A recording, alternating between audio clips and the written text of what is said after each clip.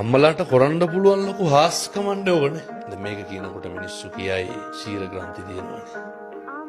තනපුඩු ඇතුලේ මොනවද තියෙන්නේ? රතු පාට, සිනි ගඳ ගහන, දුගද හමන ලේ. එහෙමනේ. එහෙමයි. අර 3D animations දාලා තිබ්බා. ලස්සන වීඩියෝක් තිබ්බා. තනපුඩුවෙන් එළියේ පොඩි එකක් කට තියෙනකොට මොනවද එන්නේ? සුදුයි, හරි රහයි, හරි ගුණයි, හරි පෝෂණීයයි. දරුවා බලන් ඉදි වැඩෙනවා. කිරි ආස්කමක් නෙමෙයිද? මේ 21 වන සියවසේ පපු කැවුතු ගලවලා දැන් ෆෝමියුලා 1 තියෙනවා හැමදෙරෝනේ. මේක ඇත්තට දියුණුයි. ඔව්. තනපුඩුව සැත්තුඩකින් පළුදු කරොත් එන්නේ කිරිද ලේද?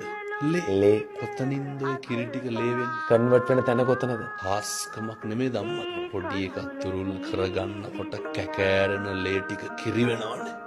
මුළු ලෝකෙම සත්තුන්ගෙත් එහෙමයි. මිනිස්සු අම්මා කියන තැනට ඒ සෙනෙහසට ඒක කිරි වෙනවා. ඒ හරි විශ්මිතයි හොඳ. ඒ හරි විශ්මිතයි. මේ කියන වචනයක් ගානේ මොනාගේ හයියෙන්ද? ඒ කිරිවල මිනිස්සු මේවා බොහොම ඉක්මනට අමතක කරනවා. අවුරුදු 20 පැන්න ගම, අවුරුදු 15 පැන්න ගම, අවුරුදු 20ට උඩින් ජීවිතේ මතක නැහැ මිනිස්සුන්ට.